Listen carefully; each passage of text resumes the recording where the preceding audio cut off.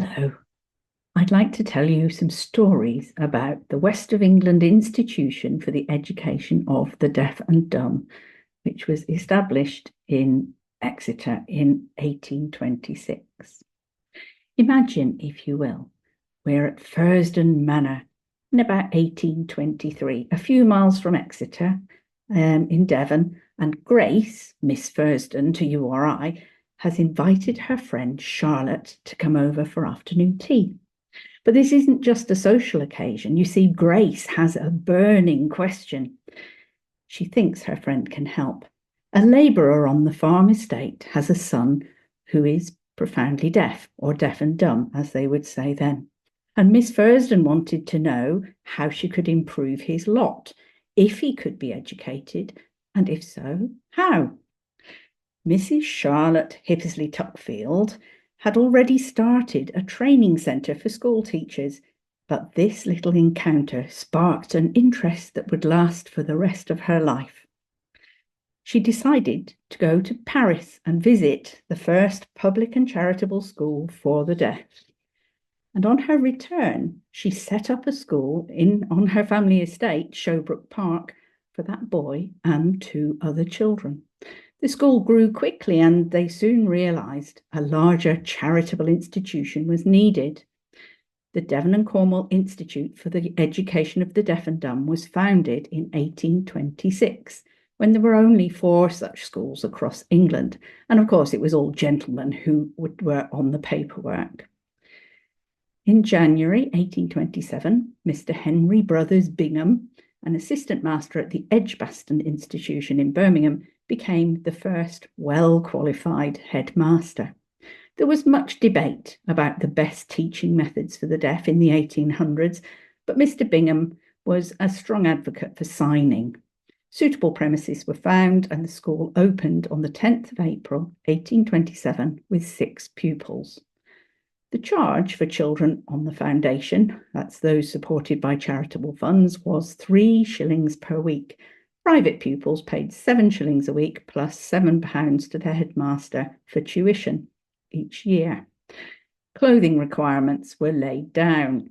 Girls, for example, were expected to bring 6 shifts, 6 pairs of worsted stockings, 2 flannel petticoats, 2 stuff petticoats, 2 stuff frocks or gowns with tippets the same, 4 pinafores, 4 nightcaps, 2 pairs of strong shoes, a warm cloak for winter, and 2 decent bonnets.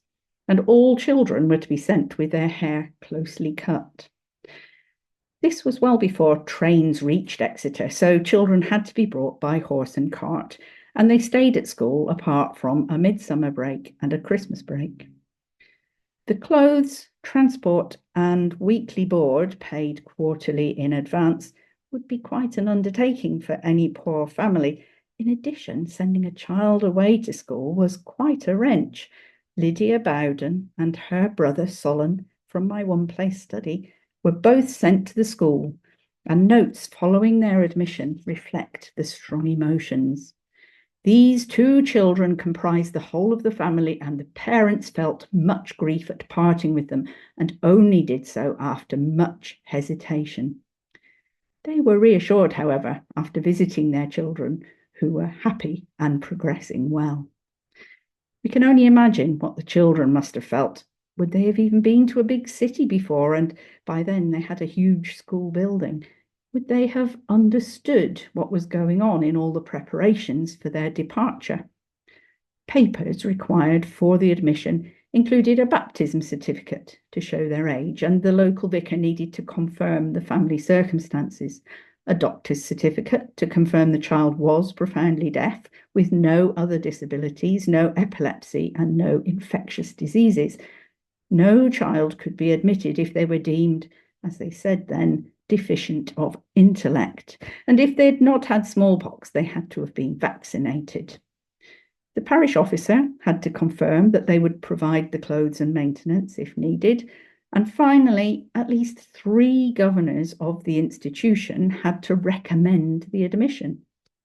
Such requirements could prove difficult to arrange for a poor family in a remote village. Among the second admission of children in June 1827 was Susan Smith. Her parents, John Smith, a carpenter, and Maria Parr, had married in Crediton in April 1814, and almost a year later to the day, Susan was baptised. They lived at Penson, not far from the estates of the two ladies we met earlier. In fact, I wonder whether Susan might have been to Mrs. Hippisley Tuxfield's school. Now, while parents were expected to provide the children's clothes, at times the institution needed to buy additional clothes and the parents had to refund the costs. The Gentlemen's Committee accounts often showed these figures. There were clothes bought for Susan Smith in 1831 at a cost of £1, 6 shillings and 11 pence.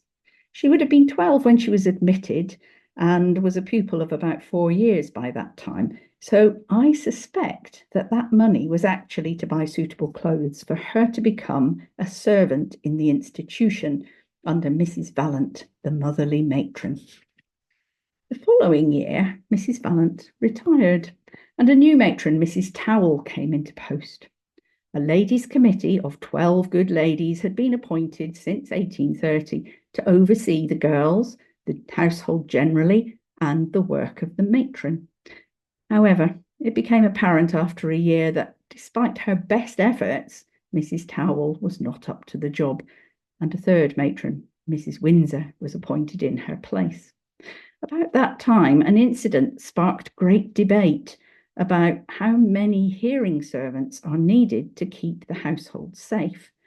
The result being that Sarah Coram, another of the pupils who'd stayed on as a servant, was sent home and a hearing servant appointed in her place. Susan left soon after, but was still there when Mr. Bingham, the master for the first 7 years, handed in his resignation. He'd been appointed head of the Manchester institution. There were several applicants for his post, but none was better than the assistant master, Mr. William Gordon. Mr. Gordon introduced teaching of speech in Exeter, especially to those with any residual hearing, but he made a great feature of the pupils writing religious essays. You see, at the time, many believed that anyone who did not know Jesus could not go to heaven. So the uneducated deaf were at peril for their souls. And this was one of the reasons given for supporting the institution. Funds were always a great concern, and care was taken over spending. For example, the Exeter Water Company had made water available to the institution. However, the quality of their water was so bad it wasn't even suitable for washing the children's clothes. The institution declined to receive their supply at a cost of £5 and 5 shillings per annum, as a year's supply from somewhere else of soft water for washing in 1839 was only £3 and 10 shillings. Piped water finally reached the school in 1842, and 1843 heralded the luxury of a bath for the pupils, as well as gas lighting. Of course, water and good sanitation were key in preventing spread of disease. The institution had medical officers, and their 6-monthly reports show that they were hot on smallpox vaccination and revaccinated children if ever they deemed it was necessary. Indeed, despite local epidemics, they avoided smallpox in the institution, apart from the unfortunate case of one laundry maid who died. An outbreak of cholera in Exeter in 1832 made clear the need for suitable sick wards available for isolation, although no pupils were ill that year. Cholera became a problem in the July while the children were away, and letters were sent stating the existence of cholera in the city of Exeter and giving parents the option to return the child on production of a medical certificate that cholera did not exist in their neighbourhood. And no children were to come back from infected areas, which included Plymouth. In fact, 2 pupils there were not allowed back until November, and no stranger was allowed in the institution during that 6 months. A further wave of infection the following year, however. Sadly, more than 30 children were affected and 3 died. Funds were raised and sick wards were added in 1835 at a cost of £340. Mrs. Charlotte Hippisley Tuckfield supported the institution in many ways, recommending assistant teachers and raising funds. Funds were raised from a bazaar, and this was used to provide additional support to families with more than one child at the school, like the Bowdens mentioned earlier. She was a strong supporter of the apprenticeship fund too, which helped fund apprenticeships when pupils left the school. And she continued for many years on the Ladies' Committee, doing practical tasks to oversee the school household, as well as attending monthly committee meetings. Her work was recognised when she finally became the first patroness of the school. And I suspect she may have helped Susan find a good job. Sadly, Susan died aged 37, working as a housemaid in a big house.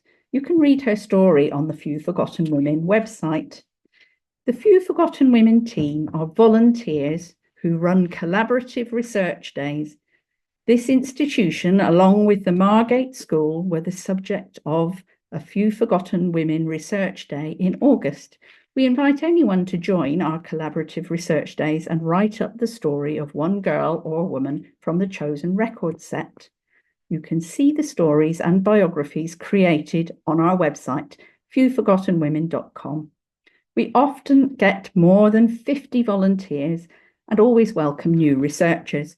Do consider joining our next research day. We have a Zoom room open on the day to chat and offer each other advice. The next one in November is looking at fallen women, which should be interesting if a little challenging. Thank you for your time.